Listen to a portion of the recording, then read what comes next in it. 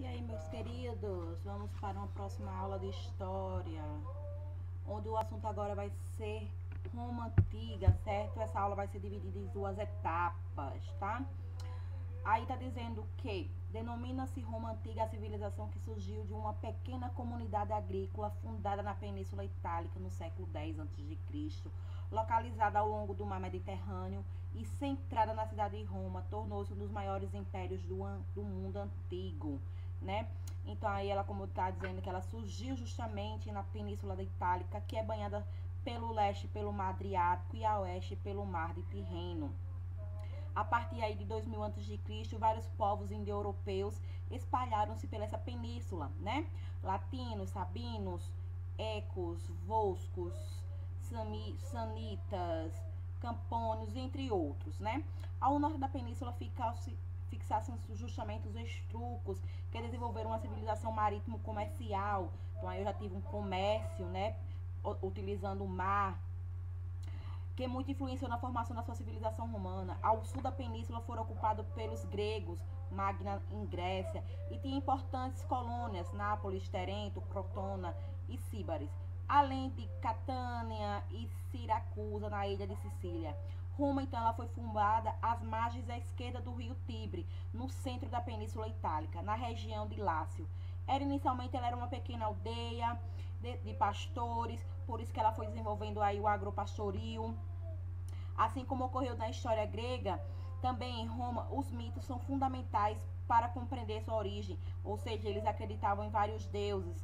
Em uma sua obra Eneida, o poeta Vigílio, ele fala justamente de uma fundação mítica, né, onde os gêmeos Rômulo e Remo, lá no ano de 753, foram achados por uma loba, foram amamentadas por ela, até que os pastores encontraram eles e criaram. Quando eles ficaram na sua maioridade, voltaram até a cidade de Lácio, onde era a sua origem, e aí eles governaram em um período chamado de monarquia.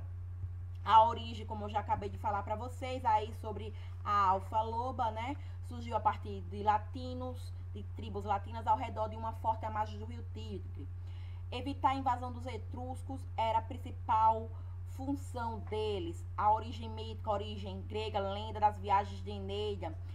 Depois eu tive a lenda local, onde Rômulo, que é o nome da cidade, teria derivado dele, e Remo são os dois irmãos gêmeos. Aí a gente chega no o período histórico, ela é dividida em três: monarquia, república e império. A monarquia vai de 753 a.C. até 509 a.C. Segundo aí a tradição, como a gente já acabou de ver, Roma teve 7 reis. Os 4 primeiros de origem latina ou sabina e os 3 últimos de origem etrusca. A economia justamente era baseada no agropastoreio, agricultura e no pastoreio. Logo se formou uma aristocracia proprietária de terras, ou seja, os grandes latifundiários. E esses grandes latifundiários nada mais que eram chamados de patrícios, que eles se diziam descendentes dos primeiros habitantes de Roma, parecido lá com a história da Grécia, né? Os parentes os parentes mais pobres dessas famílias ou outros agregados prestavam serviço sob sua proteção, ou seja, eram os clientes mais pobres dessas famílias ou outros agregados prestavam serviço sob sua proteção, como aí eu já falei sobre eles. Aqueles que não pertenciam às famílias tradicionais formavam a grande multidão. E quem era essa grande multidão? Os plebeus. Eles eram comumente constituída por estrangeiros, artesãos ou proprietários de pequenos lotes de terra. Os escravos, eles eram escravos ou escravo de guerra ou pagamento de dívida. Você poderia se tornar escravo por guerra ou por dívida. Vamos lá, por exemplo, os clientes pegavam dinheiro emprestado com os patrícios e não podiam pagar, então eles prestavam serviços para os patrícios até essa sua dívida ser paga. Politicamente havia um rei e a função dele era comandar o exército, um juiz e chefe do culto religioso, ou seja, o rei ele tinha o poder todo nas suas mãos. Esse poder do rei ele era fiscalizado por um conselho de anciões de origem patrícia. Esse conselho de anciões nada mais que era quem? O Senado, O último rei de Roma foi Tarquino, o soberbo. Foi disposto por uma rebelião dos patrícios em 509 a.C. Aí a gente tem, né, o poder do rei, ele era um poder limitado pelo Senado. No início dessa minha monarquia aí teve formado em pequenas cidades estado agrícola, porque eu tinha agricultura como forma de governo, de economia. Uma sociedade, ela era organizada em forma estamental, lembrando, estamental, não tinha aquela mobilidade social, o patrício não se tornava um cliente, o cliente não se tornava um patrício, e assim por diante, tá? Ou seja, uma organização em forma estamental. Os grupos sociais, os patrícios, eles eram a elite romana, o poder econômico, eles eram donos dos grandes lotes de terra, o poder político era do Senado, o poder militar era exclusivo e exercício dos cargos mais elevados, os patrícios, os reis. Os clientes, eles eram aqueles, como eu já falei, agregados dos patrícios, né? Plebeus, trabalhadores livres, trabalhadores comerciantes e pequenos proprietários, sem direitos políticos. Os escravos, principalmente por não honrar as suas dívidas. Mas eu também tinha o escravo de guerra. A divisão histórica é dividida aí em monarquia, em período republicano e período imperial. Nós iremos estudar nessa primeira aula período monárquico e período republicano. Aí nós temos algumas imagens sobre a Roma. A República, então aí ela vai de 509 a.C. até 27 a.C. No século 7 a.C., Roma caiu sob o domínio dos etruscos. Olha, eles tanto tentaram, mas acabaram caindo aí no poder dos etruscos. Em 509 a.C., insurreição liderada pelos patrícios. Eles tiraram do poder Tarquino, o soberbo, que ele foi o último rei etrusco, iniciando assim uma república, do latim coisa de todos, elite, patrícia, oligárquica, poder nas mãos dos grandes latifundiários, né? O mais importante órgão da República Romana sempre foi o Senado. Inicialmente ela começou por 300 patrícios que ocupavam os cargos de forma vitalícia, não saía da lá do poder. Os senadores romanos, eles zelavam pelas tradições sociais e religiosas. Lembra, sem uma mobilidade social, supervisionavam justamente as finanças, os impostos que eram cobrados, conduziam a política externa e, principalmente, elaboravam as leis que vigoravam na Roma, depois aprovadas pela Assembleia Centuriátrica, ou Centuriata. As características gerais. Foi aí na República onde Roma ganhou seu apogeu, né? O poderio do patrício sobre Roma, dos grandes latifundiários sobre Roma. O apogeu do poderio do Senado. O Senado também tinha aquele poder. O período de expansão territorial. Eles expandiram seu território tanto para o Ocidente quanto para o Oriente. Houve aí grandes conflitos sociais, as guerras civis entre patrícios e os plebeus que lutavam por melhores condições de vida. A estrutura política ela era formada pelo Senado, ele tinha o poder, as assembleias do povo e os magistrados. Nessa minha assembleia curiata, por exemplo, a herança dela, ela era o quê? Foi justamente a herança do período monárquico e estava vinculada a assuntos religiosos. A assembleia centuriata é a mais importante delas, escolhia os cônsules, os pretores e os censores e votava as leis, né? Ou seja, cada um tinha a sua função de cobrar, outro de policiar, outro de fiscalizar. A centúria era uma divisão do exército romano correspondente a uma quantidade mínima de armamentos. A assembleia tribunícia ou tribal, composta por 35 tribos, 31 rurais e 4 urbanas, e quem escolhia elas? Os quetores e os herdes. Completando o quadro político-administrativo de Roma, havia as magistraturas, por meio das quais a cidade era administrada. Qual era a função, então, desses magistrados?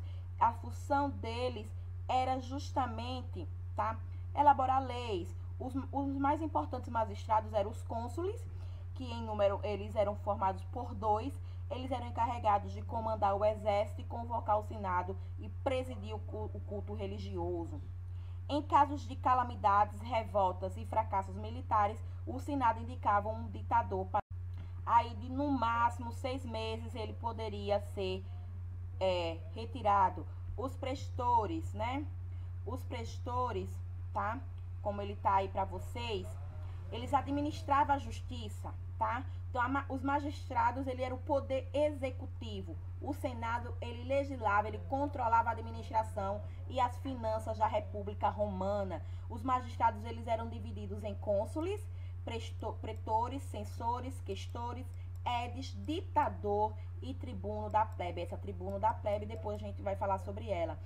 Como eu falei, os cônsules, eles eram em 2 e eles propunham leis e comandavam o exército romano para conseguir expandir ainda mais esse território. Os pretores, eles administravam a justiça. Os censores tinham um mandato de 5 anos. Eles faziam lá, vamos dizer, uma pesquisa sobre a população, cuidavam da moral e dos bons costumes. Os questores administravam o tesouro público, a riqueza, as finanças. Os edes, eles fiscalizavam, conservavam a vida urbana, o núcleo urbano, abastecendo a segurança. O ditador, em casos de crise, guerras e rebeliões, era nomeado um ditador com poderes absolutos, mas ele não ficava no poder por muito tempo, ele ficava só por 6 meses. A tribuna da plebe, ela foi criada justamente para que o plebeu, depois de várias rebeliões, certo? De algumas guerras civis, os plebeus, eles conseguiram ter o poder de quê? De vetar leis contrárias ao seu interesse. Vejo aí que eles começam a ter vida pública. Revoltas da plebe. As revoltas, elas se estenderam por 2 séculos, tá? Várias conquistas, tribuno da plebe, leis das 12 tábuas, lei Cunileia e lei Licília. Por que esses plebeus, eles estavam tanto assim, guerreando, questionando, revoltando-se? Justo porque a maior parte da população romana era formada por plebeus, por povos pobres, viviam uma vida miserável. Eles tinham que ir para a guerra, mesmo quando o exército fosse para conquistar territórios, eles tinham que ir, certo? Deixando lá a sua pequeno lote de terra, a sua agricultura, deixando de mão, a Deus dará, como se fala, né? Então, essa tribuna da plebe, ela foi criada justamente para ajudar os plebeus. A lei das 12 tábuas foi o primeiro código escrito de leis de Roma. A lei Canuleia, essa lei, ela permitiu o casamento entre patrícios e plebeus. Olha aí, agora pode ter uma mobilidade social. A lei Licínia, ela proibia a escravidão por dívida e permitiu o acesso dos plebeus enriquecidos à magistratura. Veja então aí que os plebeus, eles conseguiram melhorar a sua vida. Lembrando que aqui nós temos um fato muito importante, a política do pão e circo no início, né? Onde esses plebeus, eles eram alimentados com pão, né? E água, e tinha apresentações artísticas para acabar iludindo esse povo e eles ficariam um pouco lá meio que satisfeitos. A expansão romana, como eu disse para vocês, eles se expandiram. E essa expansão territorial, ela tornou o império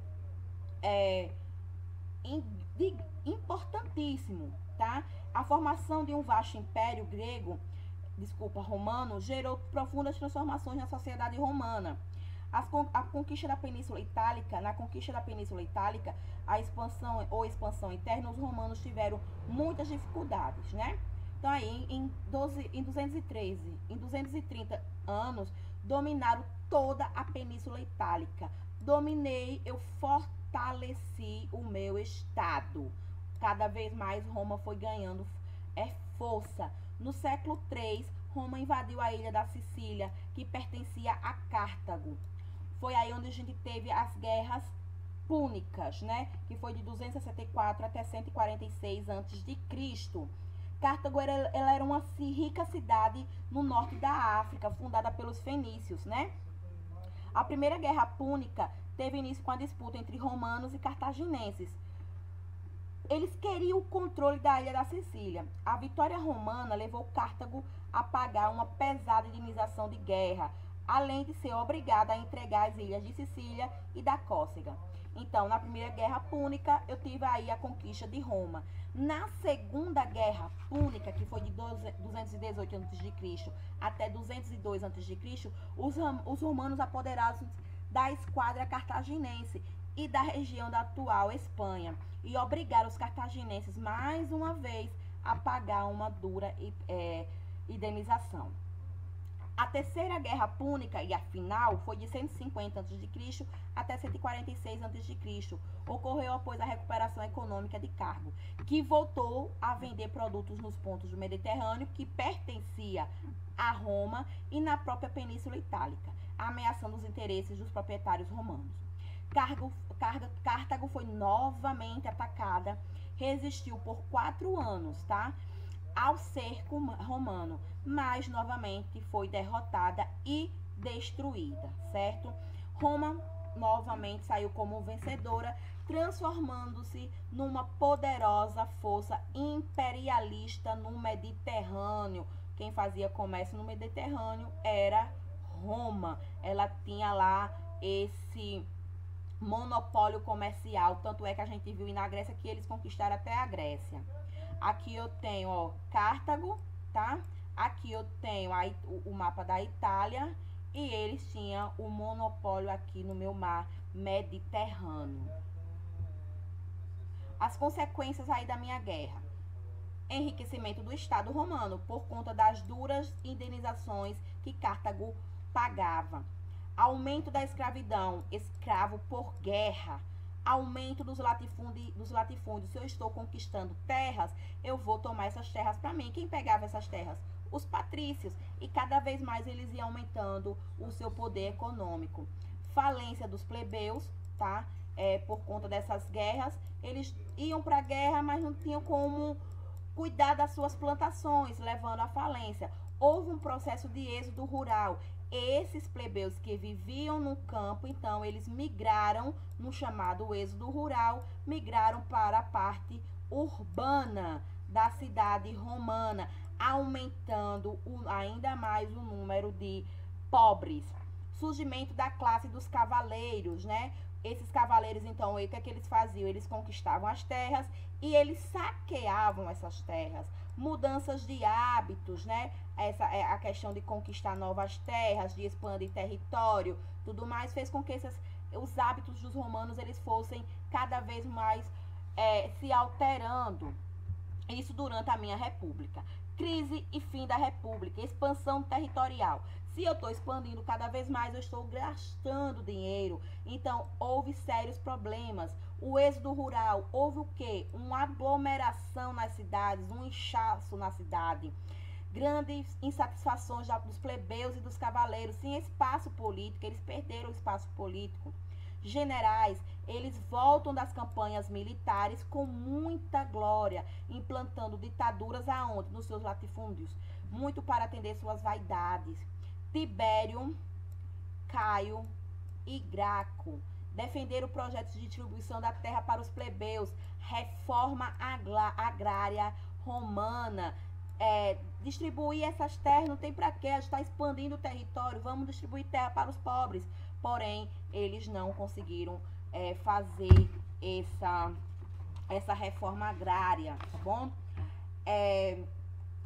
Então, aqui a gente continua aqui, realizações de Caio e Graco. Lei fumentária, venda de trigo a preços baixos às populações pobres. Cara, eles não têm dinheiro não, vamos baixar os preços para eles. Fundação de colônias, com concessão de terras para quem? Justamente para esses plebeus. O que aconteceu? Eles foram mortos. Isso mostrou a inviabilidade da solução pacífica. A República Romana novamente mergulhou em novas guerras civis. Essas guerras civis entre os plebeus e os patrícios. Bom, no século a.C., foi profundamente conturbado. Por quê? Problemas externos. Revolta de Sertório na Espanha em 78 a.C. Lembra que ele expandiu seu território para a Espanha? Problemas internos. Revolta de escravos de Espartaco. Olha lá, Espartaco. Em 73 a.C., houve uma conspiração. E em 66 a.C., justamente em Roma. Roma, então, ela passou a ser chamado de triunvirato, onde eu tinha 3 governos. Um triunvirato ou troika é uma associação política entre 3 homens em pé de igualdade. A palavra triunvirato originou-se a partir de 2 radicais do latim trium, 3 e vi, homem. Na história de Roma existiam 2 triunviratos. O meu primeiro triunvirato foi justamente Júlio César, Pompeu o Grande e Marco Licínio de Crasso. Roma, então, eles aí dividiram as terras romanas para que eles pudessem governar. Só que o que é que acontece? Crasso morre e César, Júlio César e Pompeu começam a disputar para pegar as terras de Crasso. Quem vence? Júlio César. E aí nasce uma ditadura de César. César entra no poder, comandando todo o território romano.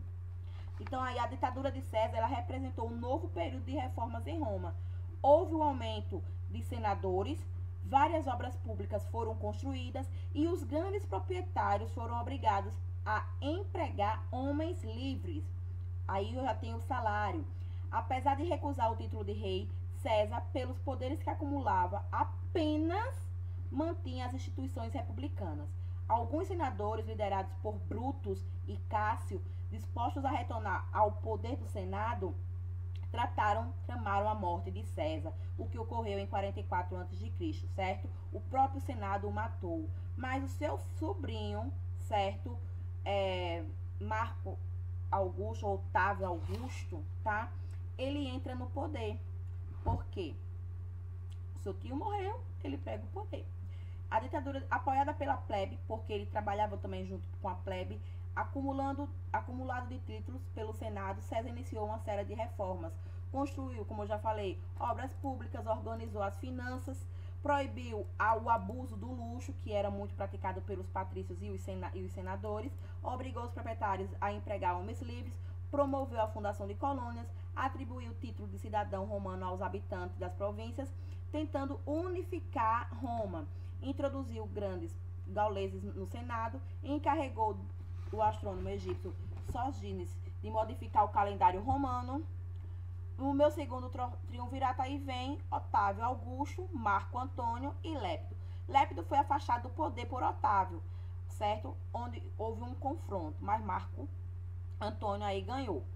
Aliou-se a Cleópatra, olha lá, mas em 31 a.C., Otávio conquistou o Egito, completando aí a unificação do mundo mediterrâneo de Roma. Então, veja, Roma expandiu largamente o seu território. Bom, ficamos por aqui, ok? Próxima aula a gente trabalha a unidade ao final de Roma. Vocês irão fazer um trabalho para mim, a formação do Império Romano. Você vai assistir um trecho do filme Asterix e Obelix contra César e você vai fazer uma comparação com a formação do Império Romano com o que a gente estudou, certo? Esse trabalho depois vocês me apresentam ele me enviando as fotos, ok?